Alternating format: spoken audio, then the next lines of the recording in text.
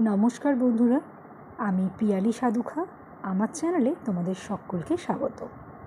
আজকের রেসিপির জন্য আমি নিয়েছি একটা বাটি, আর তার মধ্যে নিয়ে নিলাম সর্ষের তেল, কাশ্মীরি লঙ্কা, চিলি ফ্লেক্স, গোলমরিচ গুঁড়ো, রসুন পাউডার, একটু বেশি পরিমাণে নিয়ে নিলাম রসুন পাউডার, একটু নিলাম গরম মশলা, স্বাদ মতো নুন দিয়ে খুব ভালো করে আমি মিশিয়ে নিচ্ছি। পুরো মশলাগুলো খুব ভালো করে চামচ দিয়ে নাড়িয়ে মিশিয়ে নিলাম।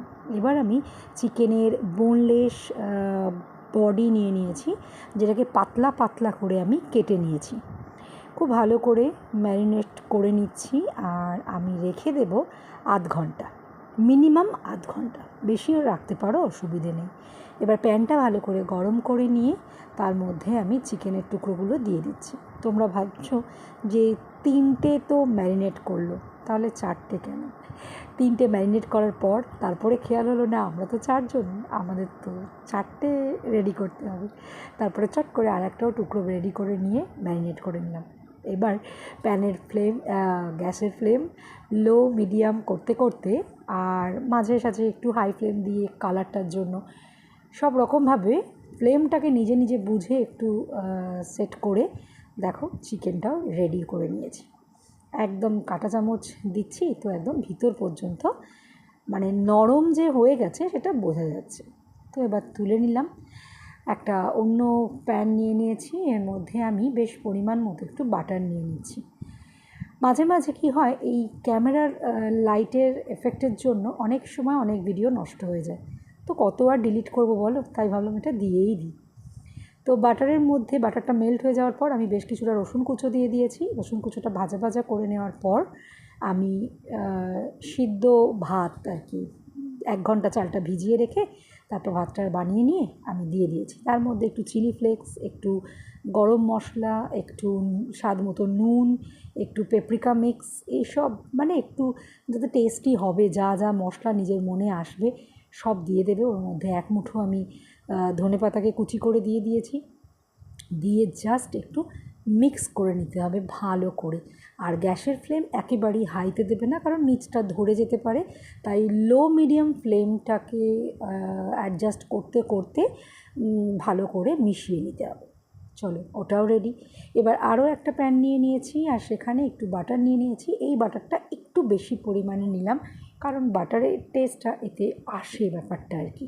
ঠিক আছে, তো ভালো করে মেল্ট করে নিলাম। তার মধ্যে দিয়ে দিলাম রসুন কুচি। রসুনের যে গন্ধ, তাতেই মনে হয় অর্ধেক পেট ভরেই গেল। রসুনটা একটু নাড়াচাড়া করে নিয়ে তারপরে দিয়ে দিলাম পেঁয়াজ। আমি এখানে 2টো বড় বড় পেঁয়াজকে একদম ছোট ছোট কুচি করে নিয়েছি।